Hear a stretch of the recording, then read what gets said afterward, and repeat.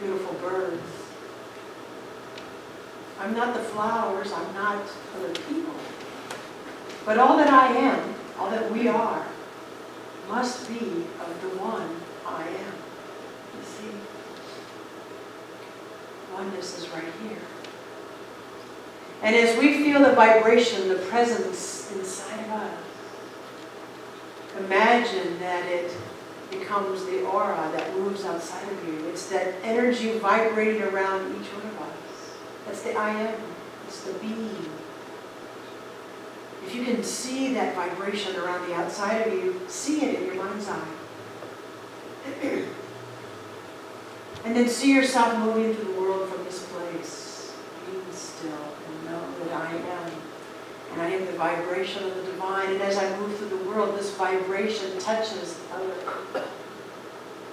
And so this vibration makes a difference. This energy that we are makes a difference to those that I casually passed by. And it makes a difference to those that we embrace. We bring this vibration. And we find it right here. And so with another deep breath, and just the word be, I invite you to open your eyes.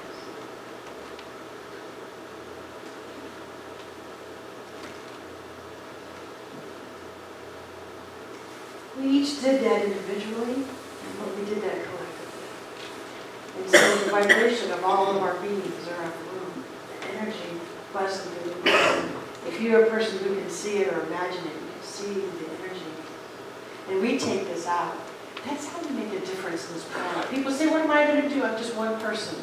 We do what we just did. You just tap into that infinite power that is also an intimate presence. And imagine the vibration that you are taking with you. Take it with you. It can also be a little bit of a protection when you're around people that might rub you the wrong way. You can imagine that your little energy shield doesn't let any negativity penetrate in there. You can use it a lot of different ways.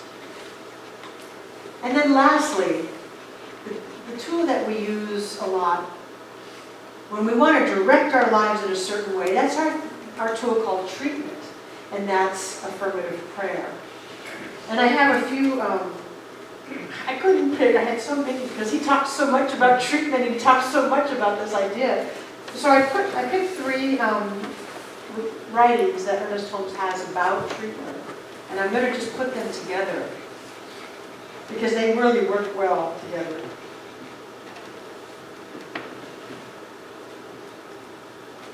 Here's this first one. He says a treatment, so remember that's just our word for prayer. Treatment is an active thing. When one gives a treatment, he's not sitting around hoping that something may happen. He is definitely, constructively, actively stating, sensing, and knowing some specific good. So some people think, oh, what's prayer going to do? Like as if you're just sitting around. It's an active, powerful thing. Claiming, sensing, knowing that new truth. He also says a treatment is a spiritual entity in the mental world that is equipped with power and volition. As much power and volition as there is faith in it, given to it by the mind of the one using it. And operating through the law, it knows exactly how to work and what methods to use and just how to use them. We do not put the power into this word, but we let the power flow through it. Oh my gosh, when I first learned that, here I was as a new student thinking that I had to make my word and my prayer powerful. All I have to do is believe it. We don't put the power into the word, we let the power flow through us. And the one who most completely believes in this power will produce the best results. This is the law of cause and effect. Again, he writes, because he writes that a lot. And then lastly, I love this one, so simple. Treatment is not willing things to happen. It is to provide within ourselves an avenue through which they may happen. It reminds us that even though we are responsible for our lives, we're not responsible to make this whole thing called spirit work. It already is working. We are not willing things to happen. We are providing an avenue within ourselves through which it may happen. So here's what I'd like to do for my final treatment, as I always do. But I would like you each, in your own mind, to call to mind something that you would like prayer for. Okay, so everybody just take a moment and think, what would I like prayer for right now? Everybody have something? Yes. When we get to the third step, I'm going to speak to that, even though you're all different. But I want you to hold that as I go through this prayer. The thing that you would like transformed is what the prayer is about. Okay, so let's close our eyes again. This is our final treatment, so I will take the piano down. All right, as we always do, we begin with the one source. There is that one power, one presence. There is either one or there isn't. I believe there is. There's only oneness.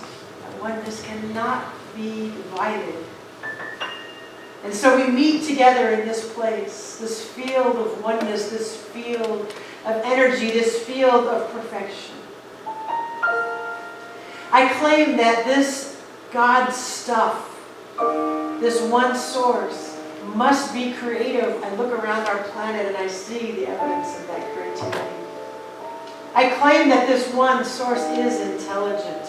Just looking at the inventions of humankind, I see the intelligence. And I claim that this one source is love. More than the emotional feeling, it is an unconditional givingness. That one source is all there is, and it is present everywhere. There is no place where it leaves off and something else begins. This one source is always becoming all creation. Every person, every flower, every tree, every ocean and body of water, every human being. This one is becoming that. And this one never, ever runs out. It is infinite. It is already right here. It is already all that we need. And I align myself intentionally, consciously with it, remembering that it is who I am. This power, this source, this God stuff has loved me by becoming me. It has intelligently, creatively become me. Right here where I am. All that I am must be of this one source.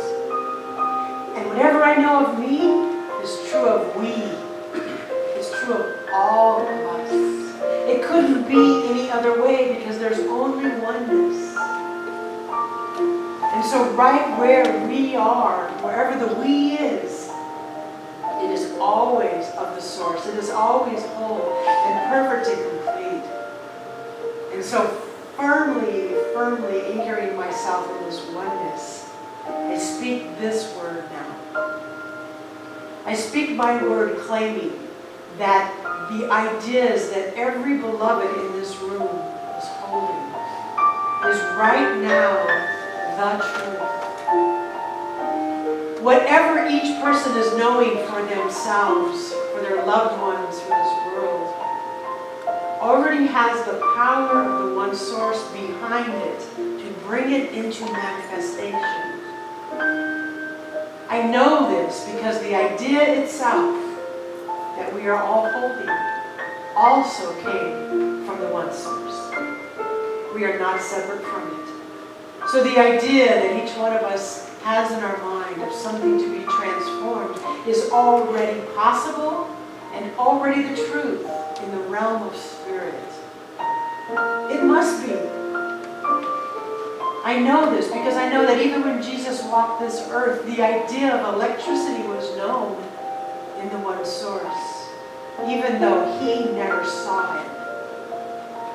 So whatever it is that we are each claiming for ourselves right now, let us know that whether we see it this moment or not, it is a possibility in the realm of the one.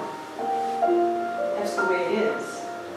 And so I'm knowing that each person's idea is unfolding itself in its own perfect evolution, in its own perfect way for each beloved. I know that the divine is moving through.